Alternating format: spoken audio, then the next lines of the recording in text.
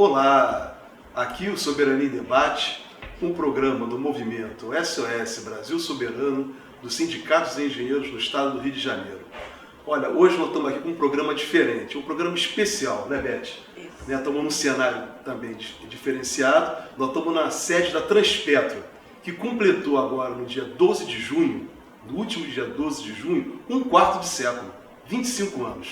E o nosso programa de hoje nós vamos falar exatamente do desenvolvimento e ajuda que a Transpetro pode dar e colaborar para exatamente esse momento importante do Brasil, um momento de virada, né, de um país que busca exatamente que todos sejam incluídos e fazendo parte do orçamento.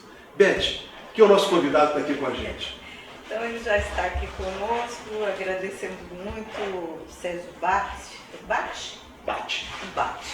beijo, né?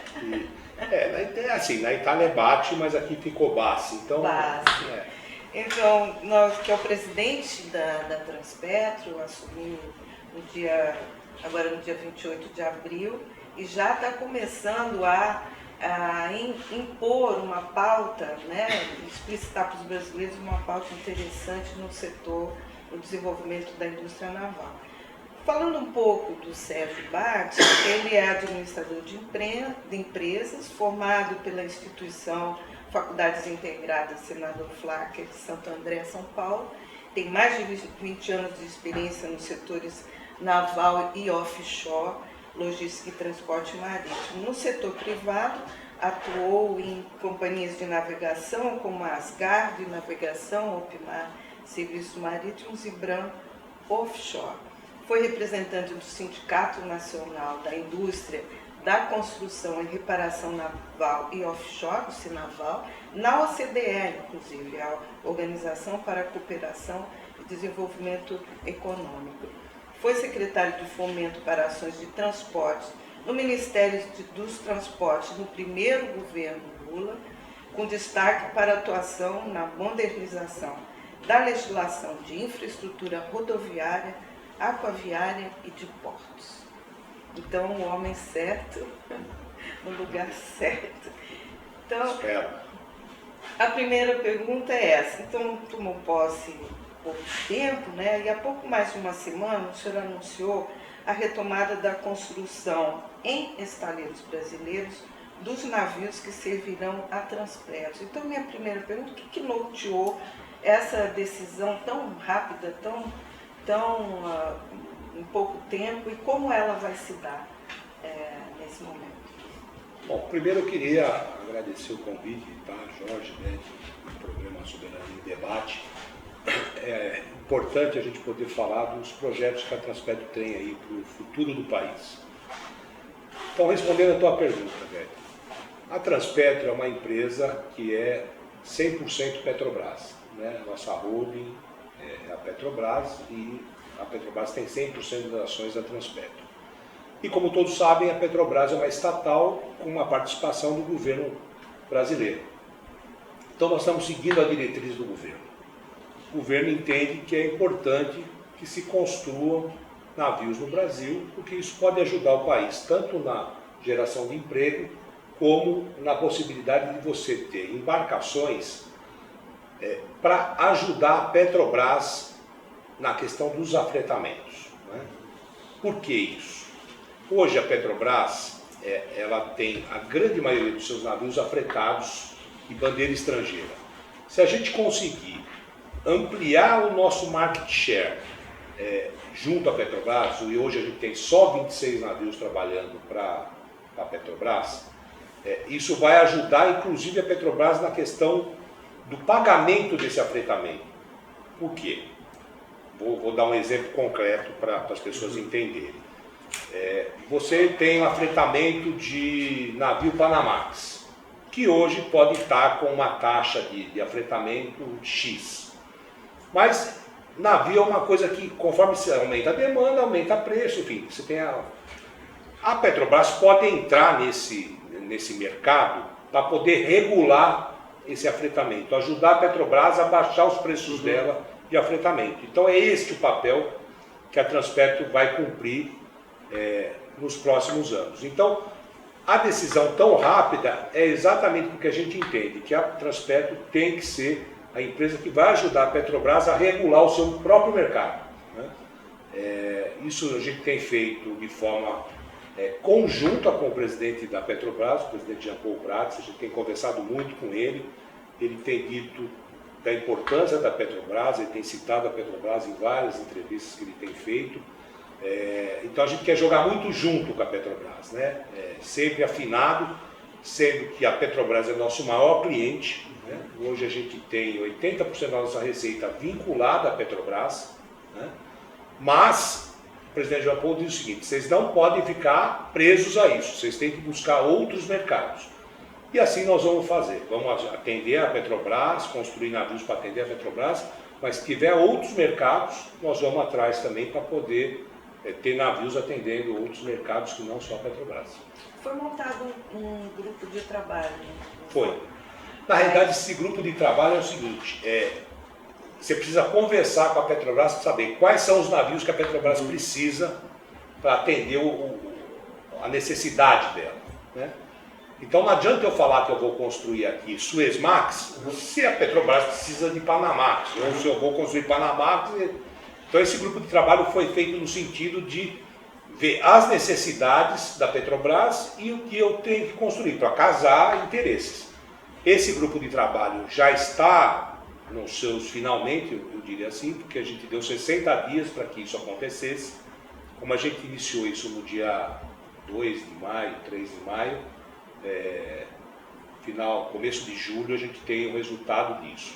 A partir desse resultado, a gente vai saber qual será a quantidade de navios que a gente vai ter que construir, e aí sim a gente parte para a preparação dos estudos para poder fazer a licitação. Isso a gente acredita que até dezembro a gente tenha um processo concluído, quer dizer, não é o processo licitatório, mas ter o edital, como é que vai ser o edital, quem que pode participar, enfim. E aí, em janeiro, a gente pondo esse edital na rua. Eu espero que em 6 meses a gente tenha os contratantes já estabelecidos, né, para que efetivamente, a partir do meio do ano que vem, a gente inicie o que eu tenho dito que é o carro-chefe dessa gestão, que é a retomada da construção de navios do Parque da Transpetro. E aí que eu queria pegar, Sérgio, olha, Tete, quero aproveitar aqui a experiência do Sérgio, exatamente na questão como executivo do setor naval, né? Mas antes de fazer essa pergunta, eu queria me direcionar quem está nos assistindo para falar do nosso Instagram e nos acompanhar. O nosso Instagram é @SOS Brasil Soberano. @SOS Brasil Soberano. Gente, entra aí no nosso Instagram e nos sigam, por favor. Então, voltando à questão, Sérgio, queria saber de você, tá? Agora um pouco fora da Transpetro, que você já deu o cenário, qual é a situação hoje, né, da indústria naval brasileira? Né? Porque é uma indústria que tem a oportunidade de gerar muitos empregos de qualidade, né, com uma boa remuneração e movimentar a economia do país. Então, dá para a gente, aí, no seu conhecimento como executivo desse setor, a situação atual da nossa indústria naval. A indústria naval, no Brasil, ela é feita de ciclos, né? Você tem ciclos de pico, ciclos de baixa. A gente chegou em 2014 com cerca de 82 mil empregos na indústria naval, muito em função da demanda gerada tanto pela Petrobras como Transpetro, né? Só que de lá para cá, como não houve mais nenhuma demanda por parte da Petrobras, para da Transpetro, nenhum ente privado encomendou, a mão de obra foi se perdendo, né? Porque sem obra, o estaleiro foi demitindo, enfim. Hoje, a situação no país pelo menos a informação que eu tinha até fevereiro, quando eu deixei o sindicato, é que tinha perto de 20 mil empregos no Brasil, né? Alguns estaleiros estavam fechados, alguns estavam trabalhando com reparo, só com reparo. Construção, efetivamente, não tinha. Construção de novos navios, novas embarcações, não tinha. Você tem na Keppel, no Rio, alguma coisa de plataforma, módulo, essas coisas, o EBR fazendo módulo e o Jurong terminou uma plataforma agora, quer dizer, não fez a plataforma toda, só foi módulos e comissionamento. Então a situação hoje é uma situação, eu acredito que continua a mesma, quer dizer, muitos estaleiros e muito pouca obra.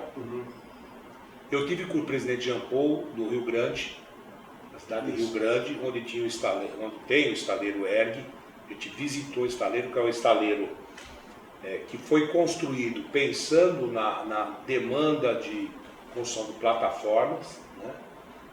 O dique deles é alguma coisa fenomenal, é um dique com 350 metros de comprimento, 130 metros de boca, 17 metros de profundidade. Constrói-se 2 FPSO ao mesmo tempo lá. O canteiro de obras, oficinas, tudo perfeitamente guardado, assim, eles tiveram a preocupação de não deixar deteriorar. Então, o que a gente viu ali? Que os estaleiros, apesar de estarem sem obra, que apesar de estarem parados, eles tiveram cuidado de mantê-los para que agora, numa possível retomada, ele comece de um patamar melhor do que estava em 2004, que a gente não tinha estaleiro, né? Se vocês lembrarem, os grandes estaleiros foram construídos a partir de 2004, né? Então hoje a situação é melhor do que a gente começa, do ponto de vista industrial, melhor do que foi em 2004. Agora, é evidente que nós temos um problema que nós vamos ter que enfrentar, nós não, a indústria naval vai ter que enfrentar, que é a questão da requalificação de mão de obra.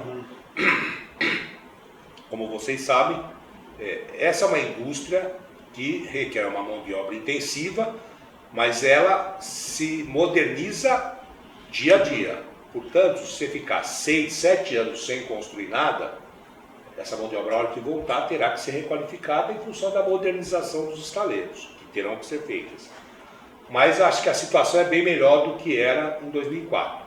Mas hoje, nós estamos falando aqui de meados de junho, a situação ainda é ruim porque não tem ainda encomenda.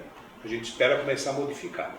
Sérgio, eu queria colocar para você também, diante do que você esclareceu da situação, por em 2004. Quer dizer, 2004 foi exatamente o segundo ano do governo Lula, do presidente Lula, no seu primeiro mandato. E teve essa preocupação de fazer diversos polos de construção naval. Eu queria que você explicasse para quem está nos assistindo, por onde se espalhou isso. Quer dizer, não foi uma preocupação de só se localizar no Rio de Janeiro, onde já tem muitos estaleiros, já tinha.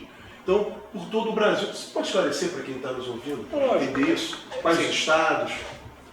Quando a gente fala de construir estaleiro, quer dizer, não é qualquer terreninho de 800 metros quadrados que você constrói estaleiro. Precisa ser grandes áreas, porque um estaleiro ele tem, é como se fosse uma indústria de automotiva. Entra a chapa no início e sai carro no fim. No caso da indústria naval, entra a chapa no início, sai navio no fim. Então são grandes terrenos.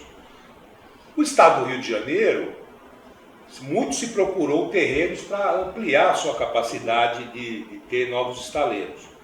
E não se vislumbrou nenhum grande terreno para poder fazer isso. Então o que acabou acontecendo? Se diversificou. Nós na época, né, eu era secretário de Fomento do Ministério dos Transportes, foram projetos aprovados no Recife, né, com o estaleiro EAS, o estaleiro Vale Promar, na Bahia, o estaleiro Enseada, no Espírito Santo, o estaleiro Jurong, e no Sul nós tivemos, em Santa Catarina, estaleiros de médio porte para barcos de apoio, Navship, Detroit, né, o próprio estaleiro Oceana, que hoje constrói os navios da Marinha. E no Rio Grande do Sul, na cidade de Rio Grande, nós tivemos 3 estaleiros sendo construídos lá. O ERG, né, o estaleiro Rio Grande, o estaleiro Paraguaçu, é o estaleiro da Queiroz Galvão, que tem lá em Rio Grande também, e o EBR da Toio Cetal, que fica em São José, que é uma cidade ao lado de Rio Grande. Então a gente conseguiu expandir esse mercado para o Brasil praticamente, de Nordeste, só no Norte que não se construiu, mas Nordeste, Sudeste e Sul tiveram novos estaleiros. É importante você ter esse mercado em todos os os cantos do país, porque emprego é uma coisa que não escolhe estado, né? O desemprego ele é geral no país, então você ter hoje estaleiros no Brasil inteiro é importante para você ajudar o país como um todo. Agora, o que é importante a gente dizer, nos processos licitatórios que a gente vai fazer, a gente não pode escolher aonde fazer. Vai fazer o processo, o estaleiro que der o melhor resultado, todos vão participar, todos terão a oportunidade, e o estaleiro que der o melhor preço e o melhor prazo é o que será contratado. Acho que isso é um recado que eu tenho mandado sempre, assim. O programa da Petrobras não será a qualquer preço e não será a qualquer prazo. Nós precisamos ter responsabilidade com o dinheiro público. Isso nós teremos. Então, o processo vai ser amplo, nós vamos chamar todo mundo, queremos todo mundo. Se tiver gente de fora que queira vir para o Brasil para construir no Brasil, será muito bem-vindo, só que as contratações não vão levar em consideração as questões regionais. Se eu pudesse, eu gostaria de ter obra em todos os pontos do Brasil. Agora, isso não depende da nossa vontade só, depende do processo licitatório. Agora, vamos aguardar, eu acho que vai ter bastante oportunidade, quem sabe a gente não consegue, se não atender a todos, a uma parte dos estados. Mas mão de obra e conteúdo local, vai ser, o edital vai constar isso? Garantir a mão de obra nacional, geradora de emprego? A mão de obra, com certeza, porque se eu vou construir no Brasil, evidentemente que é melhor para o empresário contratar gente do Brasil. Então, a hora que você direciona, entre aspas, a construção para estaleiros brasileiros, né, aqui no Brasil, a mão de obra será brasileira. Conteúdo local. Essa é uma discussão que a gente ainda está engatinhando nela. Eu acho que tem quando for lá em 2007, 2008, que se decidiu lá a questão do conteúdo local de 65%, eu acho que a gente cometeu um erro, né? Que eu acho que a gente precisa repensar. Não adianta você decidir que o conteúdo local é 65% por ordem, por decreto, porque o conteúdo local não é assim que funciona. Como é que funciona o conteúdo local? Você tem que ter uma demanda, né, se possível, o mais perene possível, para que as empresas fornecedoras de máquinas, equipamentos para a indústria naval tenham interesse de vir para o Brasil, se instalar no Brasil para fornecer. Não adianta falar, eu vou fazer 5 navios e eu quero que uma empresa de hélice se instale no Brasil, porque não vai vir. Não vai vir. Para construir 5 hélices, ela não vai montar uma planta industrial aqui. Agora, se eu apresentar para ela uma demanda perene, né, possivelmente essa empresa poderá vir para o Brasil, para que aqui o Brasil seja um hub para atender outros estaleiros de outros países aqui da América do Sul, da América Central, enfim. Então, a questão do conteúdo local, eu tenho uma tese que não está ainda fechada, não é algo que para mim é fechado, mas que eu tenho defendido, e eu acho que tem gente que tem outras teses, mas é assim, nós temos diversos tipos de embarcação, nós temos desde uma plataforma com toda a sua complexidade, até uma barcaça que é um chapa de aço praticamente. Não dá para você falar para a empresa que vai construir uma plataforma que ela tenha 65% de conteúdo local. Porque não terá. Nós não temos empresa no Brasil que forneça 65% de conteúdo local com uma plataforma. Agora, nós temos empresa no Brasil para fornecer quase 100% de conteúdo local numa barcaça. Então, o que eu tenho defendido? Para cada tipo de embarcação, você ter um percentual de conteúdo local. FPSO, vai ser 35%. Sei lá, gazeiro vai ser 40%. Petroleiro, 50%. PSV, 60%. HTS, 40% por tipo de embarcação. Você tem um percentual por tipo de embarcação. E uma linha de tempo, né? começa com esse percentual e à medida que o tempo evolui, e a gente tem que estabelecer um intervalo, esse índice vai aumentando na linha do tempo, né? Então, com 2 anos aumenta esses percentuais, com 4 anos aumenta de novo, enfim. Você fazer um caminho de crescimento do conteúdo local. Aí sim eu acredito que o conteúdo local vai vingar de forma sustentada. Tá? Bom, acho que nessa primeira parte desse conjunto de perguntas já deu para entender a proposta e até as possibilidades da Transpetro. Mas aqui nesse momento eu queria que, além do que já foi dito da construção naval, se pudesse dizer exatamente a dimensão da Transpetro, o que é a Transpetro como uma estatal brasileira e qual é o papel dela no desenvolvimento do Brasil. Boa pergunta, Beth, porque as pessoas não têm noção do papel que a Transpetro cumpre no nosso país. Se você que está nos ouvindo, nos vendo, soubesse que o seu carro que você dirige, né, ou o avião que você pega, ou a encomenda que chega na tua casa, é muito responsabilidade da Transpetro, né, e as pessoas não têm noção disso. Nós somos responsáveis por levar o combustível, levar o petróleo para todos os cantos desse país. Eu tenho operações, eu tenho terminais do sul ao norte do país. Eu tenho operações no meio da selva amazônica. A gente, inclusive, recentemente viajamos, tivemos na nossa operação em Quari, que fica a 1 hora de avião de Manaus. Depois você pega um carro, anda mais 15 minutos, depois você pega uma lancha, mais meia hora. É efetivamente no meio da selva amazônica. E a gente leva combustível para as pessoas se deslocarem, né? Através dos nossos dutos, dos nossos navios, né? Eu tenho hoje mais de 8.000 quilômetros de duto, que passa aproximadamente 600 milhões de metros cúbicos de combustível, de petróleo durante um ano. É uma quantidade enorme, é uma operação que só a Transpetro tem esse expertise. Acho que é importante dizer, a Transpetro é a maior e a melhor companhia de logística de petróleo da América Latina, né? A gente tem um expertise que é de muitos anos, né? Hoje a gente opera os nossos dutos, muitos deles, a maioria deles, remotamente, coisa que antes tinha que ir lá o cidadão abrir válvula, fechar a válvula. Hoje eu já faço essa operação remota. Me perdoem que a tosse. Faz essa operação remota e a gente tem ampliado isso. A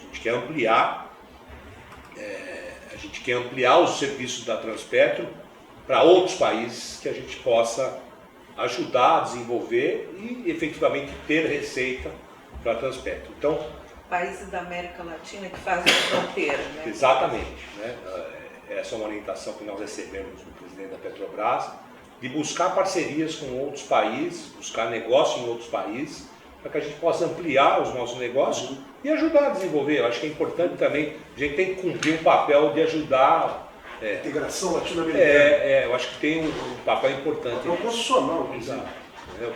Então a gente já tem um papel importante no país, aliás, extremamente importante, porque não adianta a gente tirar petróleo do meio do oceano, né? Porque o petróleo sozinho não vai para lugar nenhum. Eu tenho que ter o navio da Transpetro para trazer esse petróleo para o continente, eu tenho que ter os meus dutos para levar a refinaria, para fazer o refino, para devolver para os meus dutos para poder chegar no posto de gasolina. Então, a Transpetro é efetivamente fundamental para que o brasileiro possa se locomover nesse país. Ô Sérgio, eu queria voltar aqui. Você sabe que o Sindicato Sem Engenheiros no estado do Rio de Janeiro, né, ele patrocinou, né, junto com outras entidades, um fórum, na verdade, do desenvolvimento da indústria naval. Né? Então foram feitos diversos seminários no Brasil e o SENS tem uma preocupação muito grande, né, com a questão exatamente dos trabalhadores, né, engenheiros e os trabalhadores metalúrgicos como um todo. Eu queria voltar, agora só um pouco da Transpetro, e voltar de novo para a questão da indústria, né, que é uma preocupação que tem na capacitação, né, dos trabalhadores desse segmento, da indústria naval. O que você pode nos apresentar, na sua visão, né, como um todo dessa indústria, né, dessa capacitação? Você falou que é uma indústria que exige muitos funcionários, mas queria reforçar esse ponto contigo para que as pessoas possam compreender. E mais um ponto, você falou agora da questão de levar a riqueza, né, também, né, para os países fronteiriços, que é um objetivo da Constituição brasileira, né, que é desenvolver uma comunidade latino-americana, mas nós também temos um outro compromisso constitucional, né, de levar o desenvolvimento regional. Né? Então, fala um pouco para os trabalhadores desse segmento. Jorge, é assim, eu participei desse grupo de trabalho que a SENGE criou, e hoje estou tendo a oportunidade, acho que, de poder implementar tudo aquilo que a gente discutiu nesse grupo de trabalho. Tanto que o Fórum fez uma nota Exatamente, de apoio, né? Essa retomada. Eu acho que foi importante. Eu tenho, então, hoje o dever de implementar tudo aquilo que a gente ajudou a escrever, né? Pegando pela questão da formação. Evidentemente que a formação da mão de obra, ela depende dos estaleiros que terão que formar a sua mão de obra. Agora, eu, por ser do setor, ser uma pessoa preocupada com isso, eu já procurei o SESI, estive com o Wagner do SESI, presidente do SESI, externando a minha preocupação com a questão da requalificação da mão de obra. Wagner me disse o seguinte: Sérgio, eu estou aqui à disposição, a gente assim, pode pedir para os estaleiros, para as entidades me procurarem, para a gente buscar como que o SESI ajuda nessa requalificação. Se o SESI não tiver como ajudar, eu vou buscar soluções para requalificar. Porque ele tem esse entendimento também, porque é uma orientação do presidente Lula de construir navio no Brasil, de ter mão de obra no Brasil. Então, o SESI está engajado nisso. Se a gente precisar de formação, o SESI vai nos ajudar nisso. Então, acho que a questão da mão de obra, ela está muito presente. O ministro Luiz Marinho também está preocupado com isso, enfim, porque é uma linha do governo. O governo quer gerar emprego e sabe que a gente vai precisar disso. Então, acho que todos nós estamos em linha com isso. A questão do desenvolvimento regional do país, né? Jorge, é incrível, posso dizer que é surpreendente para mim, e me considero uma pessoa que procuro me informar, e o que a Transpetro faz de coisas, de responsabilidade social no Brasil como um todo é surpreendente. E pouco se fala. Por isso. Pouco se fala. Vou te dar um exemplo. Quari, meio da selva. A minha faixa de duto passa no meio de povos indígenas. O que nós estamos fazendo? Nós estamos fazendo uma escuta ativa com esses povos, e são 3 povos diferentes. E qual foi a demanda que eles nos apresentaram? De construir habitações para os indígenas, para eles poderem ter suas habitações, e no meio disso tudo, ter uma grande oca para eles terem as suas atividades culturais. O investimento que a Transpetro vai fazer é de 9 milhões de reais. No meio da selva amazônica, para atender uma população indígena, né, que a gente acha importante, porque ele está perto do nosso estágio de duto, e eles nos ajudam a preservar os dutos. Isso tem uma mão dupla, né? A gente ajuda eles e eles nos ajudam a preservar a faixa de duto. Vamos à Bahia. Bahia, Madre de Deus, nós temos uma operação. A pessoa de responsabilidade social lá de Madre de Deus buscou no entorno da Transpetro empresas que quisessem participar de atividades de responsabilidade social. Fez um pool de empresas, chamou o poder público local para esse pool, foram para uma comunidade carente e fizeram de novo uma escutativa. Porque qual a importância da escutativa? Isso que é assim, não adianta eu chegar lá na comunidade e falar, eu vou construir aqui um campinho de futebol, né? Sendo que para aquela comunidade, de repente, um parquinho infantil é mais importante porque tem mais criança que usa o parquinho infantil do que criança que usa um campo de futebol. Ou, não, quero uma praça, ou, enfim. Então essa escuta serve para qual é a demanda da comunidade. Né? E lá em Madre de Deus fizeram essa escuta ativa com uma comunidade e decidiram que vão fazer um campo de futebol. E aí me mostraram um vídeo de um morador ali do bairro. Um senhor, já de meia idade, ele aos prantos, dizendo da alegria dele de ter um campo de futebol lá na comunidade dele, que era o sonho da vida dele, poder treinar os garotos lá da comunidade, e ele não tinha um local para fazer isso, e aí agora ele vai ter. Vou para São Paulo, eu estou indo sábado a São Paulo, inaugurar uma horta comunitária na minha faixa de duto. E a horta comunitária para que é? Para atender 70 famílias. O consumo e elas vão poder vender também. Então são inúmeras atividades de responsabilidade social que a Transpetro faz e que a gente não fala. E que é isso eu estou querendo mudar. Eu tenho dito para as pessoas o seguinte: tudo que é bom que a gente faz, a gente tem que falar. Porque a hora que vê a coisa ruim, vão vir me perguntar. E aí quem vai falar de coisa ruim sou eu. Coisa boa é para as pessoas que estão na ponta falarem: olha, a gente faz isso, a gente faz isso, a gente faz isso.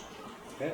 Eu falo que as questões de responsabilidade social é um colchão de boas práticas para quando tiver algum problema, espero que não, né, a gente possa apresentar que, olha, teve um problema, mas a gente tem boas práticas, a gente tem cuidado com os nossos vizinhos, porque tudo isso acontece no nosso entorno, né?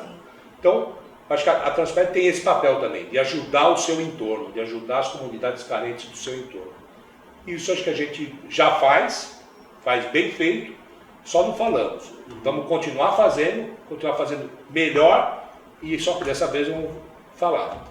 Você já deu essa ideia do trabalho lá na ponta, né, onde as pessoas estão vivendo, estão morando, mas porque para o cidadão médio brasileiro, falar de indústria naval, de estaleiro, de duto, é uma coisa ainda, acho que meio abstrata. O que é essa retomada da indústria naval?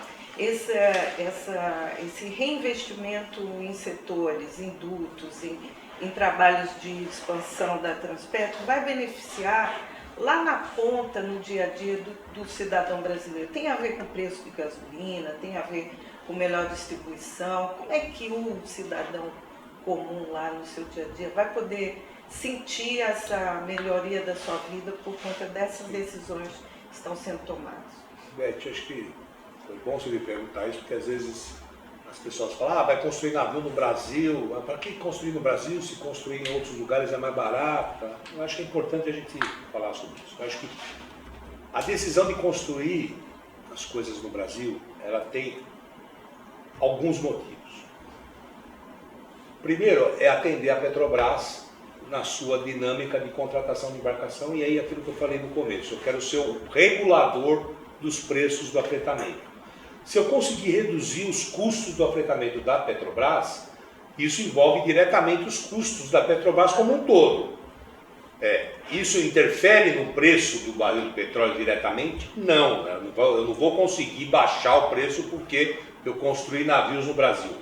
Mas se eu conseguir dar uma mobilidade maior, chegar em mais cantos do Brasil de forma organizada logisticamente, isso pode gerar emprego no Brasil, gerar desenvolvimento no Brasil. Então, eu vou gerar emprego no estaleiro, vou gerar emprego no Brasil, mas vou gerar emprego na Petrobras. Vai ter mais gente sendo contratada na Petrobras, mais gente sendo contratada na Transpetro. A hora que eu levo combustível para mais pontos do Brasil, muito possivelmente vai ter postos de gasolina sendo implantados, mas não tem emprego em postos de gasolina. Então, é extremamente importante na geração de emprego o papel que a Transpetro cumpre. Eu acho que esse é um fator extremamente importante. Agora, a gente sempre tem que se preocupar também com a questão do negócio Transpetro. Eu nunca vou perder o horizonte, que isso aqui é uma empresa que precisa gerar lucro, né? Agora, o lucro que essa empresa gerar, Será destinado uma parte para os acionistas? Será e deve ser assim mesmo. Mas uma parte eu quero reinvestir dentro da companhia para a gente poder ampliar os nossos negócios, construir mais navios, construir mais dutos, ajudar mais o país a se desenvolver. Então, o objetivo é ter lucro, mas o lucro, parte dele ser revertido para investimento, não só para distribuição de dividendo. Essa preocupação que é mundial em relação à proteção do meio ambiente, não geração de poluição que impactem no clima, como que a Transpetro, nessa retomada, ela está tomando esse cuidado? Tem esse elemento no seu horizonte? Tem, e com o presidente Jean Paul agora mais ainda. O presidente Jean Paul tem falado muito sobre transformar a Petrobras de uma empresa só de petróleo para uma empresa de energia, né? Energia sustentável. A Transpetro já tem feito alguns movimentos.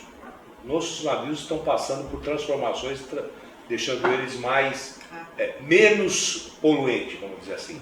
A gente tem feito algumas modificações nos navios que a gente tem hoje, que reduz a emissão já na frota atual. São modificações que ainda não é um navio green, né, chamado navio green, mas são modificações que faz um cálculo, por exemplo, de rota de navio que reduz o consumo de combustível. Reduzindo o consumo de combustível, você polui menos.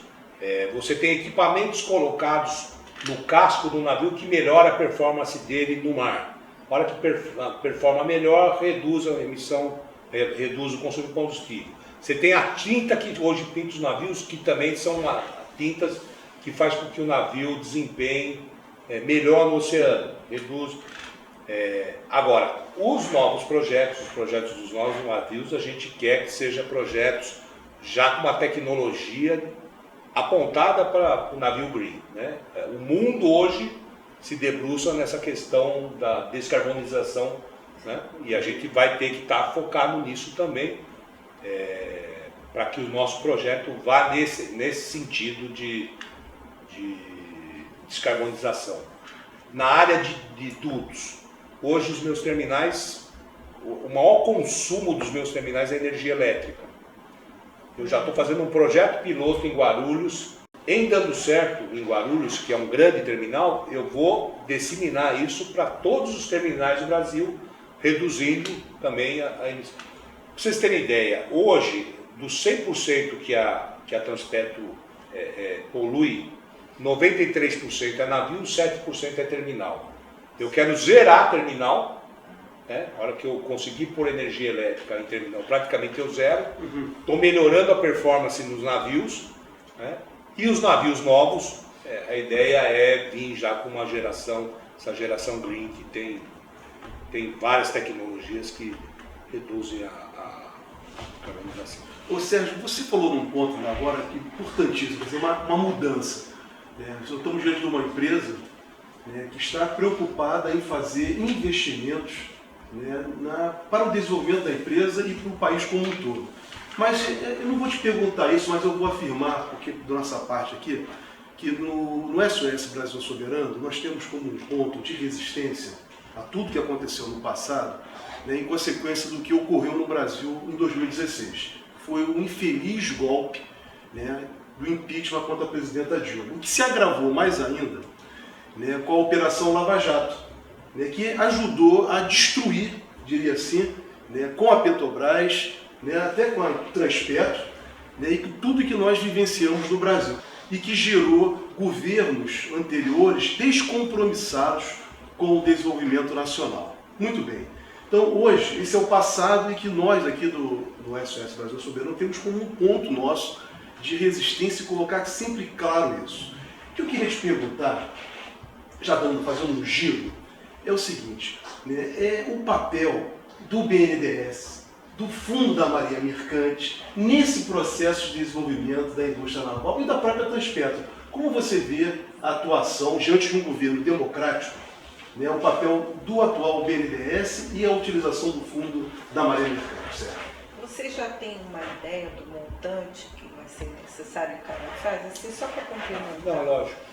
Bom, primeiro, Eu concordo com você, Jorge, o que você falou, só que assim, eu não gosto de ficar olhando para retrovisor. Sim. Eu quero focar à frente, eu quero transformar a Transpetro numa grande empresa onde, onde as pessoas que estejam na Transpetro sejam felizes.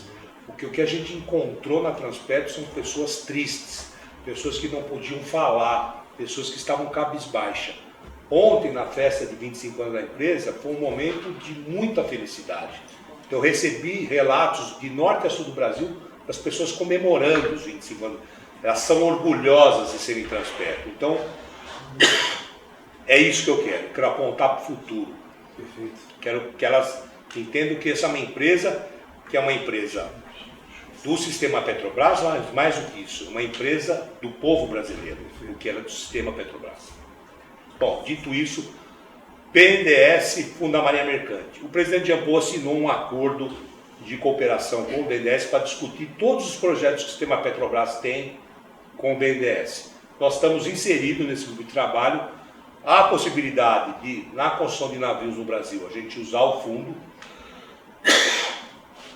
O fundo hoje não tem as mesmas condições que tinha em 2004, 2005. Houve transformações que pioraram um pouco as condições de taxa de juros, prazos, pioraram um pouco. Então isso é uma coisa que a gente vai precisar aprofundar para ver se não tem que fazer melhorias nisso, que isso são regras que são aprovadas no Conselho Monetário Nacional. Então, talvez nessa conversa com o BS a gente chegue à conclusão que precise mexer em alguma coisa. Agora, nós não vamos ficar dependendo também só disso. A gente vai buscar outras fontes de financiamento que sejam... como eu disse assim, ó, eu vou construir navio, mas não é qualquer preço. Então, se eu estou dizendo isso, eu vou buscar linhas de financiamento que sejam melhores para a companhia. Eu acho que o foco é, como eu disse, transformar a empresa algo que pode ajudar no desenvolvimento, mas eu não posso perder o foco de que só é uma empresa que precisa dar lucro. Então, eu vou gerir o recurso público como se fosse um recurso da minha casa, da minha família, com cuidado, com zelo, para que amanhã ou depois a gente não seja acusado de nada. Perfeito. Bom, eu acho que nós já estamos chegando no final aqui, assim, agradecendo imensamente a sua disponibilidade de tempo para conversar com a gente. Espero que a gente continue contando com a sua participação, até para a gente acompanhar esse desenvolvimento, e a gente deseja muito sucesso, boa sorte. E antes da gente encerrar, queria abrir para as suas considerações finais. Roberto, se me permite, nessas considerações finais, uma que você puder colocar. Você falando agora aqui da felicidade das pessoas na Transpetro, ou seja, queria te perguntar exatamente nessas considerações finais, uma mensagem que você poderia passar. O que é ser Transpetro num governo democrático e popular que nós estamos vivendo hoje no Brasil? Como é que é esse astral? Jorge, assim, é difícil falar sobre o que eu senti ontem, porque eu me emocionei. As pessoas me procuraram para me abraçar, para me tirar uma foto comigo, dizendo: Sérgio, você não sabe o orgulho que eu estou tendo de ser Transpetro hoje. Você voltou, você veio para dar vida para essa empresa. A gente estava cabisbaixo, a gente não podia falar, a gente não podia dar um palpite. Você vem até nós, é o presidente da empresa vindo aqui na ponta para conversar com a gente. Não teve presidente que fez isso. Mas isso é meu, sou eu que sou assim. Eu gosto de estar com as pessoas, eu gosto de olhar no olho, eu gosto de sentir emoção. Gosto. Eu sou um italiano que me emociono fácil e que gosto que as pessoas estejam próximas de mim. Então, acho que a Transpetro hoje é isso. Mudou, virou. Né? É fruto desse governo. Eu sou fruto desse governo que eu represento na Transpetro. Né? Eu brinco, às vezes eu falo, eu tenho um lado, né? E nunca vou trair o meu lado. Né? Então, acho que essas demonstrações que eu faço são nesse sentido. Agora, é evidente que não adianta a gente ficar só no discurso, a gente tem que partir para a prática, tem que começar a fazer a entrega, porque se a gente não entregar, seremos cobrados. Então, eu tenho muito foco nisso. tudo bem, eu tô num período de lua de mel, né? Um mês, né, de presidência, ainda estou na fase da lua de mel. Mas daqui a pouco serei cobrado. Então estou muito focado em começar a ter entregas, a gente fazer o programa de renovação da frota, ampliar nossos negócios para onde puder, ver tudo, ver terminal, enfim. A gente está focado nisso. E aí, encerrando, Jorge, Beth, eu queria, assim, de coração agradecer a vocês pela oportunidade de eu estar aqui. É sempre um prazer falar com o Sindicato dos Engenheiros, uma casa que eu fui tão bem recebido, que me convidou lá atrás para correr esse Brasil de norte a sul, falando sobre indústria naval, um tema que eu brigo, eu falo que eu pregava no deserto, né, não querendo parar para parafrasear ninguém, acho que não tenho estatura para isso, mas eu pregava no deserto e acho que o Sindicato dos Engenheiros me deu a oportunidade de falar sobre uma indústria que estava esquecida. E eu acho que muito fruto disso é eu estar aqui hoje. Acho que essa oportunidade me deu a oportunidade de lembrarem do Sérgio para estar na presidência da Transpetro hoje. Então eu só tenho a agradecer a vocês e dizer que a gente está sempre à disposição aqui. Vamos dialogar e eu acho que a gente vai ter muitas entregas para a gente poder conversar. Muito obrigado. Olha, Nós que agradecemos. Nós que agradecemos, né? Olha, esse é o Soberania Debate, um programa do movimento SOS Brasil Soberano, dos Sindicatos Engenheiros no Estado do Rio de Janeiro. Gente, fica o convite para a próxima semana, um novo programa. Aguardamos todos até lá. Tchau, tchau.